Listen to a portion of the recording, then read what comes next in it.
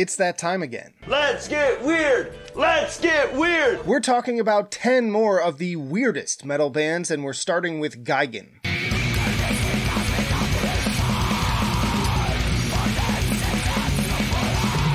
Gigan is a progressive technical death metal band formed in 2006 with clear roots in the works of Gorguts, but with a much more psychedelic twist. With album names like Multi-Dimensional Fractal Sorcery and Super Science and Quasi-Hallucinogenic Sonic Landscapes already offering a decent preview of what to expect.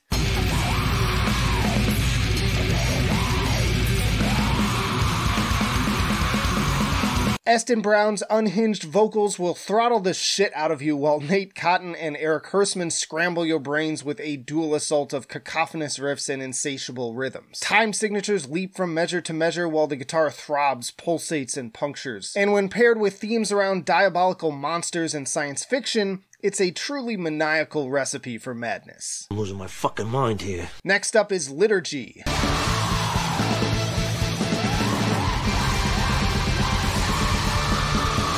Liturgy has always been an interesting one to me, considering just how well known this project is despite, or maybe because of, arguably being among the weirdest sounding on this list. From the release of Aesthetica in 2011, I've seen this transcendental black metal project heralded as either the most forward-thinking or pretentious out there depending on who you ask. Hipsters? Since then, Ayla and company, for better or worse, have only continued to push the boundaries of their sound.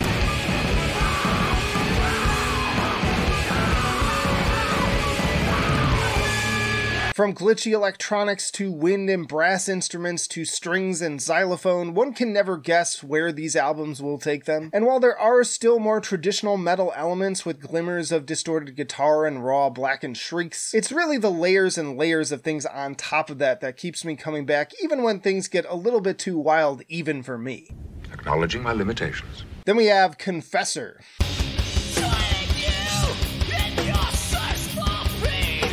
Confessor is a band formed in 1986 with a handful of demos and EPs and 2 full-length albums under their belt. 1991's Condemned being the album I have seen brought up the most. Despite the technical doom genre label on Metal Archives, there's a lot more going on than that with elements of thrash and progressive metal a la bands like Sadus.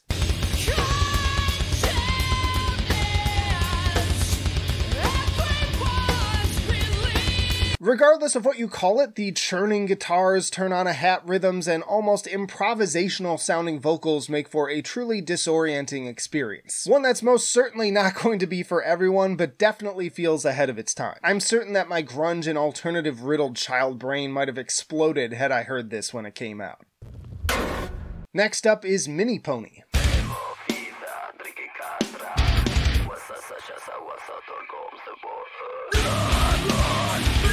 Minipony is an Ecuadorian experimental metal project influenced by math, breakcore, and Latin music, mixing polyrhythmic signatures and minimalist guitar riffs with female growls. This band is cranking out some seriously interesting and convulsion-inducing music. The guitars are pure Meshuggah, but the drums have more of an industrial and electronic vibe. This latter element being particularly apparent on Gatos, which has a breakbeat interlude that brought me back to good times listening to Pitch Shifter in the 90s. In any case, it's all pure insanity.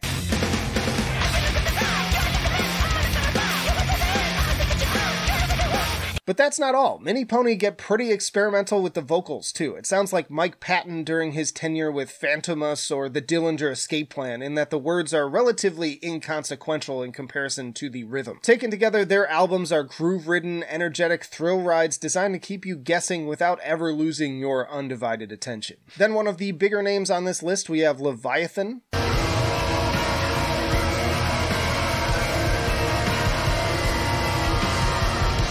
Scar-Sighted was one of my favorite albums of 2015, which is made even more impressive by just how bizarre it is. It's like this weird fusion of black death and doom metal with the atmosphere of Skinny Puppy's more off-the-wall moments, and deeply eerie with its bendy, discordant guitar work and indiscernible, cavernous howls, and yet somehow deeply engrossing at the same time.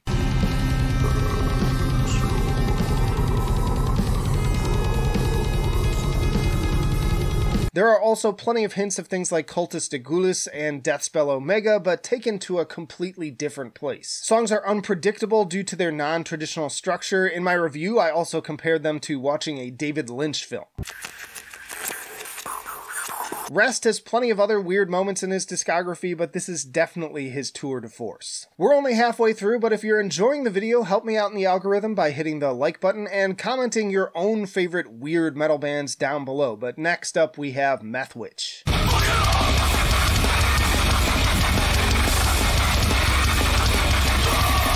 If you're in the mood for something completely batshit, look no further than this Albuquerque, New Mexico grindcore mathcore band. I already found myself intrigued by the sheer abrasiveness of this band's completely unhinged and often experimental take on grindcore with their 2017 album Piss, but they took it to a whole new level in 2020 with Indwell. They've maintained the same sledgehammer impact, combining the most aggressive elements of grind, deathcore, and mathcore while also expanding their sonic palette into new and interesting territories.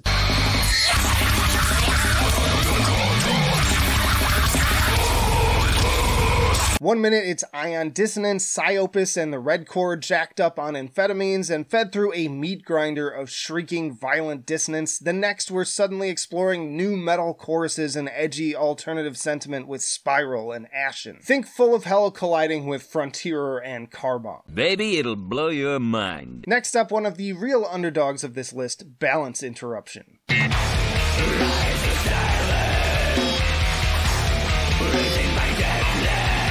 This Ukrainian band is unfortunately listed as current status unknown on Metal Archives, but man did their 2016 album Door 218 blow me the fuck away. And once more, despite being deeply uncanny and unsettling, it's also an incredibly satisfying slice of experimental black metal that earned it one of the very few perfect 10 out of 10 scores I've ever given. The songs are not only fast and mathematically complex, the compositions manage to boil all of this chaos into something extremely listenable.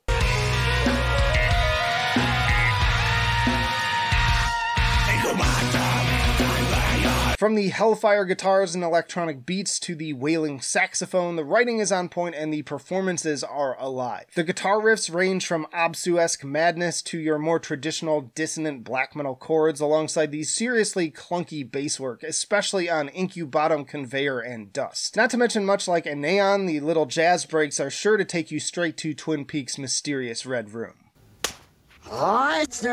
Continuing with more black metal sounds, we have Botanist.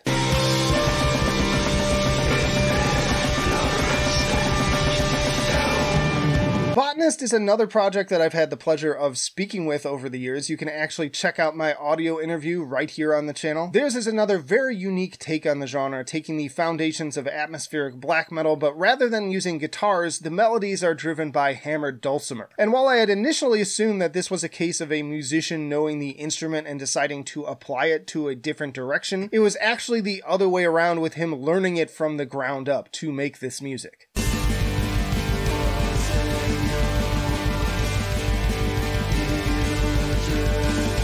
What results is a sound that is simultaneously otherworldly and deeply grounded in its themes around plants and nature. Blast beats, dulcimer, and blackened screams work in tandem to create something oddly beautiful and also broken up by almost hymn-worthy sections of clean singing. Quite frankly, there's nothing else quite like it.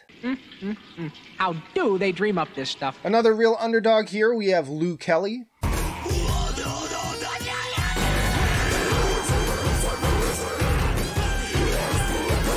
I'm starting to realize that there's a pretty strong correlation on this list when it comes to weird projects being driven by a solo musician. In any case, Lou is both an extremely talented and multifaceted musician, an extremely chill dude to speak with, despite just how chaotic his albums can get. His works really run the gamut stylistically, from the entirely string and vocal-driven mathcore of the Vulgarian Philharmonic, to the multi-vocalist chaos of Shriek, to the Mr. Bungle Goes sleazy swing vibes of Junk City.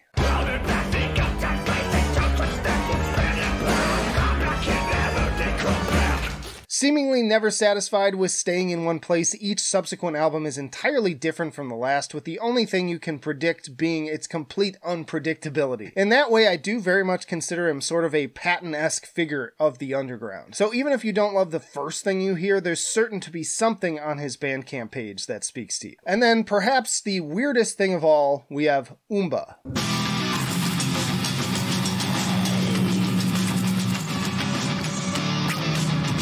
At this point, I don't even remember how I initially stumbled onto 2012's Enter the Dagobah, but it took me down a serious rabbit hole when it comes to a very strange and niche corner of industrial metal. Soul musician Cal Scott is an extremely prolific artist who had been steadily releasing multiple albums a year, and in an email exchange he explained that the deluge of content was initially spurred on by PTSD from a catastrophic tornado. In the aftermath, Cal busied himself creating his own cyborg band, already up to 50 in 2015, all automated to generate all manner of riffs and sounds.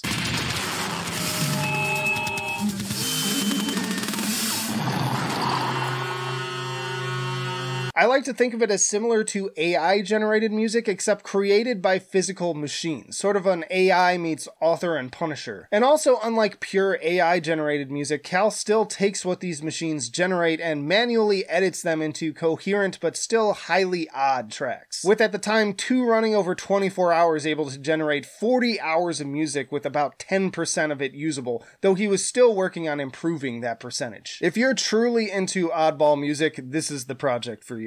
Y'all check out this video for part 1 or this playlist for some of my favorite, most underrated metal bands, and again, let me know your own down in the comments. But that'll do it for now. Flight of Icarus signing off. I will see you in the trenches.